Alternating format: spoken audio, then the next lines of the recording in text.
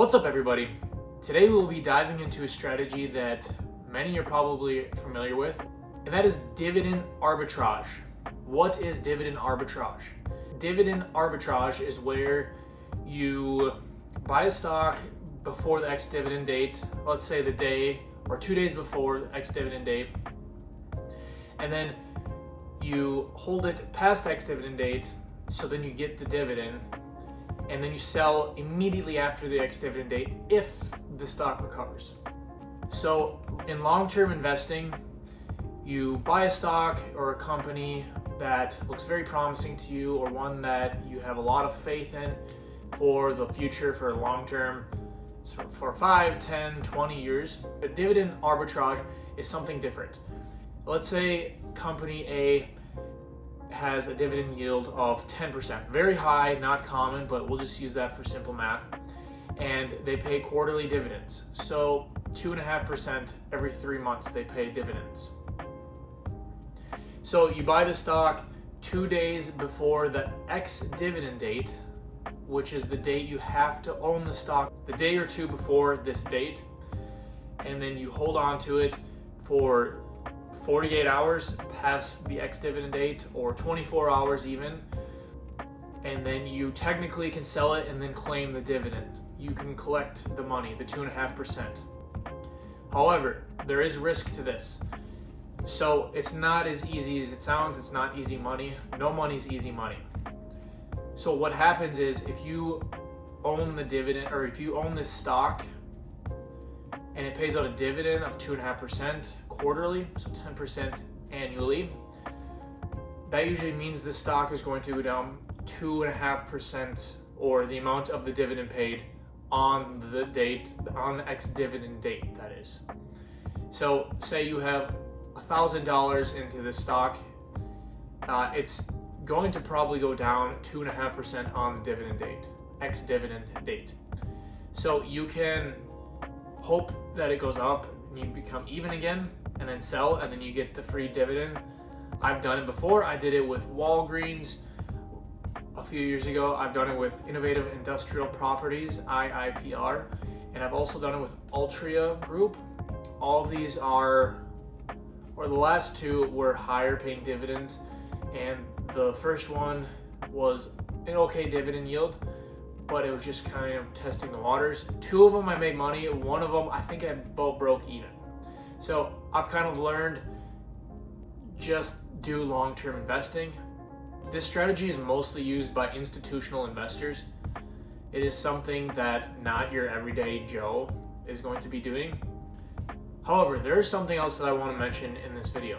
So there's a thing called margin. Margin essentially allows you to borrow against your portfolio. So let's say you borrow 10% against your portfolio, and let's make it easy numbers again. So you have $1,000, you borrow $100, so now you have $1,100 in your portfolio. 100 of it is not yours, but you use that $100 and you put it into a stock that pays dividends. Okay, what's the catch?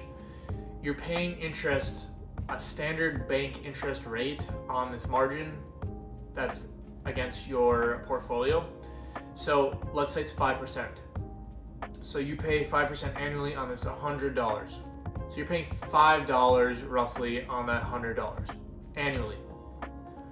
So we used 5% interest, an easy number. So now if you can find a solid paying dividend stock that pays quarterly or monthly that you would like to hold for a very long time, and say it pays 6, 7, 8%, you take this $100 that you borrowed, you put it into this stock, and you're making 1 to 2 to 3%, maybe more if it appreciates as well, the security, the stock. You're getting paid that additional with money that's not even yours. So you can in turn reinvest these dividends from that extra $100 and just keep putting it into this stock and compounding. You could use the dividend to pay down the $100 loan. It's going to take a long time, of course, but this is a way, if you get into bigger money and you're in companies that you trust and that are safe to hold and you're confident in, this is a strategy. However, I want to say I'm not a financial advisor, and I wouldn't suggest doing this unless you've done your own research and you know what you're doing.